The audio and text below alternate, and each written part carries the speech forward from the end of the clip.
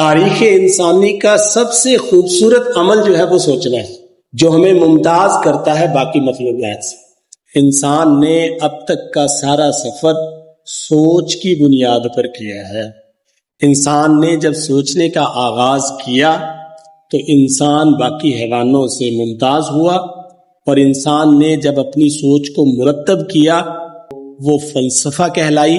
جب اسی فلسفے کو کسی لیبارٹری میں ٹیسٹ کیا تو وہ سائنس بن گئی۔ جب اسی نظریے کو جو لیبارٹری میں ٹیسٹ ہو چکا تھا اس کا عملی اطلاق کیا تو وہ ٹیکنالوجی بن گئی۔ انسان کی ساری ترقی اسی ایک جملے میں مخفی ہے، اسی ایک جملے میں پنہاں ہے۔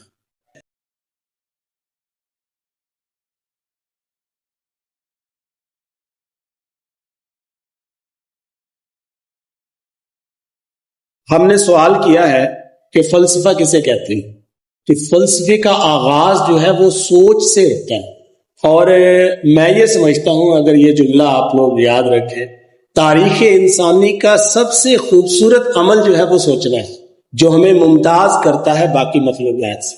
کبھی آپ لوگوں نے دیکھا ہے کہ کوبا بیٹھا سوچ رہا ہو، بھینس بیٹھی سوچ رہی ہے، جگالی تو کر رہی ہوتی ہے لیکن سوچتی نہیں ہے۔ بس یہ بات بھی ہے، یہ میں تھوڑا سا بعد میں اس کی وضاحت کروں گا کہ آج سے جو 100 سال پہلے کوا تھا اور جو آج کا کوا ہے دونوں ایک جیسے ہیں۔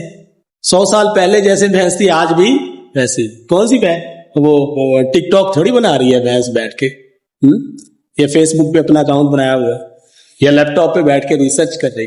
100 سال پہلے جو بھینس تھی آج بھی ویسی، 100 سال پہلے جو کوا تھا آج بھی ویسا۔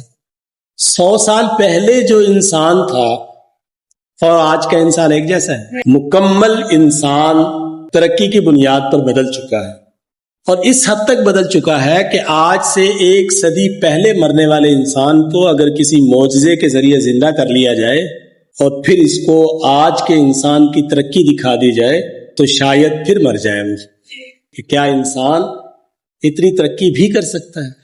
اور اس ساری ترقی کا جو بنیادی محرک ہے نا وہ سوچ ہے، اور اس لیے یہ انسان کا خاصہ ہے، یہ بھینس یا کوے کا یا کسی بھی اور جانور کا خاصہ نہیں ہے۔ یہ اتنا تو سوچ سکتا ہے کہ مجھے دھوپ لگ رہی ہے، مجھے چھاؤں میں جانا ہے، پیاس لگ رہی ہے تو مجھے پانی کی طرف جانا ہے، موسموں کے اعتبار سے اپنے آپ کو محفوظ کرنا ہے، خطرے سے اپنے آپ کو محفوظ کرنا ہے۔ لیکن سوچ کی وہ معراج جو اس مخلوق کو ترقی کے مدارج طے کرا دے، ایسی وہ سوچ کا محرک نہیں ہو سکتا۔ ایسی سوچ خاصہ بنتی ہے صرف ایک انسان کا۔ انسان نے اب تک کا سارا سفر سوچ کی بنیاد پر کیا ہے۔ یہ تاریخ انسانی کا سب سے خوبصورت ہے۔ اب ہم تھوڑا سا اس سے آگے بڑھتے ہیں۔ سوچ کسی نظریے کا محرک اول ہوتی ہے۔ سوچیں گے تو کسی نظریے کو جنم دیں گے نا۔ نظریہ کیا ہوتا ہے اس کو بھی ہم باقاعدہ طور پر اس پر بھی ہم بات کر سکتے ہیں، یا اس کے بارے میں سوچ سکتے ہیں، یا اس پہ جان سکتے ہیں کہ نظریہ کسے کہتے ہیں۔ مثال کے طور پر میں نے آج آ کے آپ لوگوں سے یہ سوال کیا کہ فلسفہ کسے کہتے ہیں۔ میں نے ایک نظریے کے بارے میں آپ لوگوں سے پوچھا ہے۔ کوئی یہ کہے کہ اس مسجد کا گنبد کس طرح بنایا گیا ہے، اس کا جواب وہ نظریے کے طور پر دے گا، وہ سول انجینئرنگ کا نظریہ ہوگا۔ میں جب آپ سے پوچھوں گا یہ پنکھا کن اصولوں کے تحت چل رہا ہے، اگر ہم میں سے کوئی فزکس کا طالب علم بیٹھا ہے تو وہ اس کا جواب فزکس کے نظریے کے تحت دے گا۔ وہ نظریات علم اس کے کہتے ہیں۔ یہ الگ سے ایک سائنس بن گئی ہے، کیونکہ انسان نے برسوں گزارے ہیں اور برسوں کی بنیاد پر انسان سوچتا رہا ہے، اور جو سوچتا رہا ہے اس کو مرتب کرتا رہا ہے۔ یوں ایک بڑی تاریخ انسانی مرتب ہو گئی ہے، اور تاریخ انسانی ساری انسان کی سوچ کی بنیاد پر مرتب ہوئی ہے۔ اور کسی بھی نظریے کو جب جنم دیا جاتا ہے تو وہ فلسفہ ہوتا ہے۔ یہاں ایک اور بات بھی میں تھوڑا سا اس میں اضافہ کرتا جاؤں، انسان کسے کہتے ہیں۔ اب ہم نظریے کی بنیاد پر اگر انسان کو جانیں گے نا تو کیسے جانیں گے؟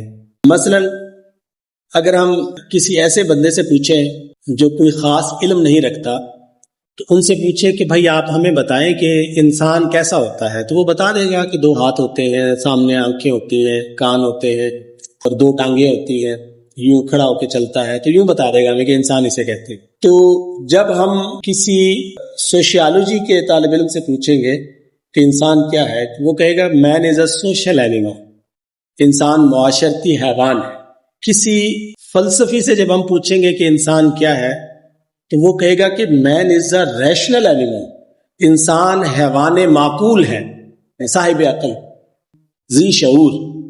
اور یہی اگر ہم کسی ادیب سے پوچھیں گے کہ انسان کیا ہے, تو وہ کہے گا کہ انسان حیوان ناطق ہے, ایک ایسا حیوان ہے جو بولتا ہے.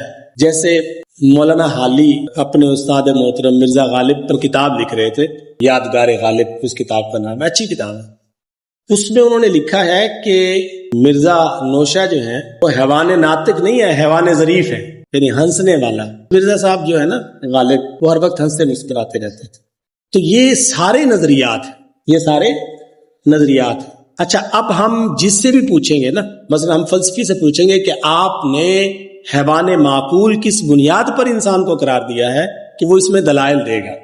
اگر وہ دلائل نہیں دے سکتا تو یہ فلسفہ نہ ہوا کہ ایسے اس نے ایک ہوا میں تیر چلا دیے, یا اس میں منطقی جواز پیش کرے گا. تو اگر وہ منطقی جواز پیش کرنے میں کامیاب ہو گیا, اس کا وہ نظریہ فلسفہ کہلائے گا, کیونکہ اس میں منطق موجود ہے.